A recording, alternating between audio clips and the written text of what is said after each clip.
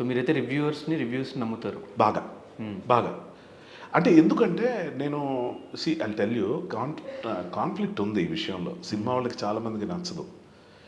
ఏంటి రివ్యూస్ రాయడం ఏంటి, వాళ్ళు ఇష్టం వచ్చినట్టు రాస్తారు కదా అని.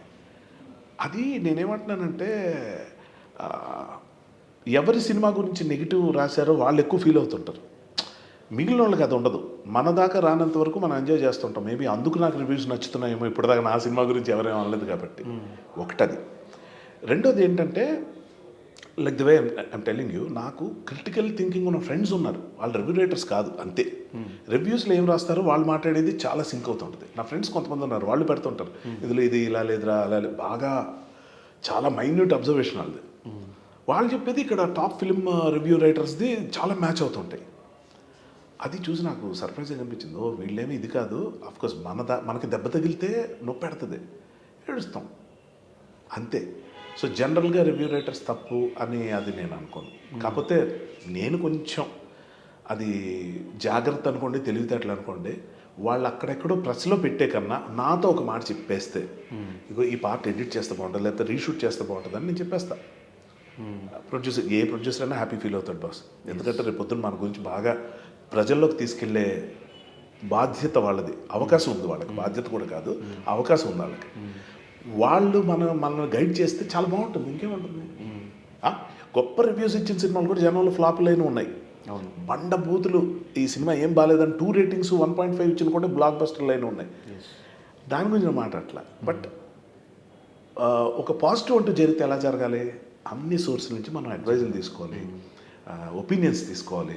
అందులో మనకి ఏమైతే అవే చేయాలి. నమ్మను చేయమని నేను చెప్పట్లా. బట్ వీటి గురించి పాజిటివ్గా మాట్లాడి నాకు తెలిసి ఫస్ట్ పర్సన్ మీరే అనుకుంటా. మేబీ సినిమా రిలీజ్ అయిన తర్వాత మీరు ఇప్పుడు నా గురించి ఏదైనా డైరెక్షన్ ఏదో అన్నారు ఎదురైలా అంటే నేను I'm not new to criticism.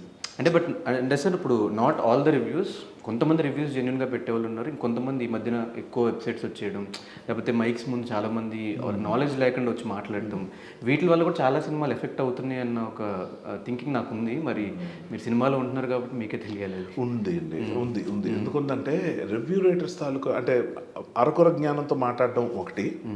రెండోది అరకొర జ్ఞానం కూడా కాదు, డిఫరెన్స్ ఆఫ్ ఒపీనియన్స్ అంటున్నా. టేస్ట్ వేరు. ఆబ్వియస్గా ఇప్పుడు నాకు పలానా హీరోయిన్ నచ్చదు, లేకపోతే పలానా హీరో నచ్చడు, వాడి సినిమా ఎంత మంచి చూపించినా నాకు ఎక్కదు. వాడు ఏదో వచ్చి ఇప్పుడు వాడిని బ్యాడ్ చేయడానికి వస్తాడు. ఇంకోటి ఏంటి, మనకి రివ్యూస్లో ఇప్పుడు సోషల్ మీడియాలో నెగిటివ్ మాట్లాడితేనే పబ్లిసిటీ. ఎవరికి సినిమా విషయం పక్కన పెడదాం. ఇప్పుడు నేను కూర్చొని చాలా హుందాగా ఇది చాలా బాగా తీశారు, ఇది బాగుంది, అది బాగుందంటే ఎవరు చూడ్డు కనీసం. ఏంటా సినిమా అలా ఉంది, బుద్ధి లేదటికి అది ఇది అంటేనే నాకు ముందు వ్యూవర్షిప్ పెరుగుతుంది. You get what I'm saying. I understand all these things. దాన్ని నేనేమంటానంటే వాటిని మనం ఏం చేయలేం. ఇప్పుడు ఫర్ ఎగ్జాంపుల్ మన హార్ట్కి ఏ ప్రాబ్లం రాకుండా జాగ్రత్త తీసుకోవచ్చు, లేకపోతే ఒబెసిటీ వల్ల మనకి ఇబ్బందులు రాకుండా, డయాబెటీస్ లాంటివి రాకుండా జాగ్రత్త తీసుకోవచ్చు, బీపీ లాంటివి ఏమైనా వస్తే జాగ్రత్తలు తీసుకోవచ్చు. కరోనా నుంచి ఏం జాగ్రత్త తీసుకుంటాం? రేపు రాబోతున్న వైరస్ నుంచి, వైరస్లు పక్కన పెడతాం, పెద్ద సునామీ వస్తుంది, ఏం జాగ్రత్తలు తీసుకుంటాం? పారిపోవాలంతే, బతుకుండాలంటే, లేకపోతే వెయిట్ చేసేచ్చు. ఇది ఇన్నోవేటబుల్ అంటున్నా. పబ్లిక్ తాలూకు ఒపీనియన్ ఏదైతే ఉందో they will make sound for 2 reasons. ఒకటి ఏంటంటే everybody wants to say something. నా ఒపీనియన్ ఇది. ఫట్ మన వస్తాడు చెప్తున్నా. ఇప్పుడు ఫర్ ఎగ్జాంపుల్ హిట్ సినిమాని తీసుకుందాం ఊరికే. బాహుబలి అద్భుతం అని అందరూ అంటుంటే ఒకటి వచ్చి అంత సీజీలు పెడితే ఎవరైనా తీయచ్చు, సీజీలకి అంత ఖర్చు పెట్టాల్సిన అవసరం లేదు, అది పెద్ద దీనిగా లేదు, ఇంటర్నేషనల్ నేను చూసిన సినిమాల్లో అలా. ఏంటి ఎటు నుంచి ఎవరిని కంపేర్ చేస్తున్నావు? నీ సమస్య ఏంటి? ఇక్కడ ఉంటాయి బాస్, ఇవి ఉంటాయి. ఎందుకు నా ఫ్యామిలీ, నా ఫ్రెండ్స్లో కూడా ఎవరైనా కొన్ని క్రిటిసిజం చేస్తే అర్థం కాదు నాకు.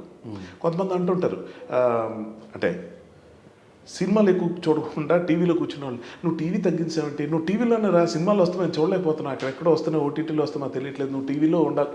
అరే దిస్ ఈస్ అ ప్రమోషన్ నా what I got in movies.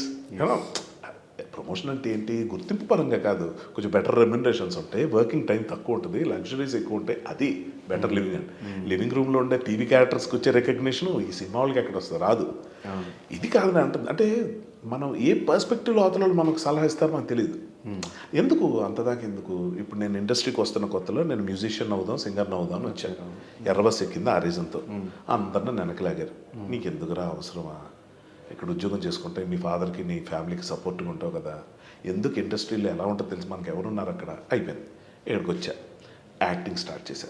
అవును సింగింగ్ అని వెళ్ళావు, అది ఎందుకు చేయట్లేదు, యాక్టింగ్ చేయాలి కదా నువ్వు, యాక్టింగ్ ఎందుకు చేస్తున్నావు, సింగింగ్ అది చేయాలి, అదన్నీ ఇది ఎందుకు వచ్చావు, నిలకడ ఉండాలిరా దేనో ఒక దాని మీద, ఇవి లేకపోతే అవ్వదు, నువ్వు సింగర్ అవ్వలేవు ఎలా అయితే అనగానే రైటర్ని అయ్యా. అరే యాక్టింగ్ బాగుంది కదా, ఇప్పుడు ఎందుకు రైటింగ్ చేస్తున్నావు, ఇన్ని పడవల మీద ప్రమాణం చేస్తే ఇది చెప్తున్నాను, jack of all trades is master none. నాకు వద్దురా, who is master here, show me one person. ఒకడు ఒక రికార్డ్ బ్రేక్ చేస్తే దాని తల్లదనేది ఇంకోటే, దాని తల్లదే వస్తాం. I just want be in the game, I don't want become Tendulkar or Virat Kohli కాదు. ఎప్పుడో మనకి ఎవడో దెబ్బ తగిలితే వాడు వెళ్ళి బ్యాట్ ఇస్తారు కదా ఆడికి, ఆడు ఊపుకుంటే వెళ్ళి 11th ప్లేయర్ 12th ప్లేయర్ అంటారు, సరదాగా ఆడు ఉంటాడు, he'll be having all the comforts.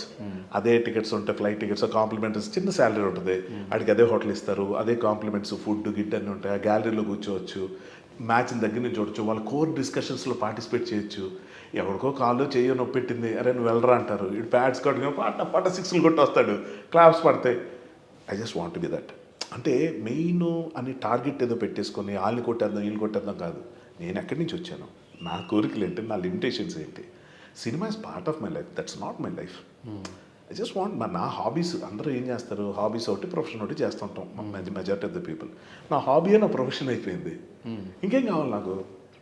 So బేసిక్గా ఇటువంటి దీంట్లో నాకు ఎటువంటి అవకాశం వచ్చినా చేసేయాలనుకుంటున్నప్పుడు నాకు నేను సపోర్ట్ చేసే పీపుల్ దగ్గర నుంచి వచ్చే నాకేంటి, మనకి ఇండస్ట్రీ ఎవరు లేరని చెప్పాడు, వాడి ఇండస్ట్రీ వాడు కాదు, నేను మ్యూజిక్ చేయొచ్చలేదు అలా చెప్పగలరు, దానికి పనికిరాను అన్నాడు.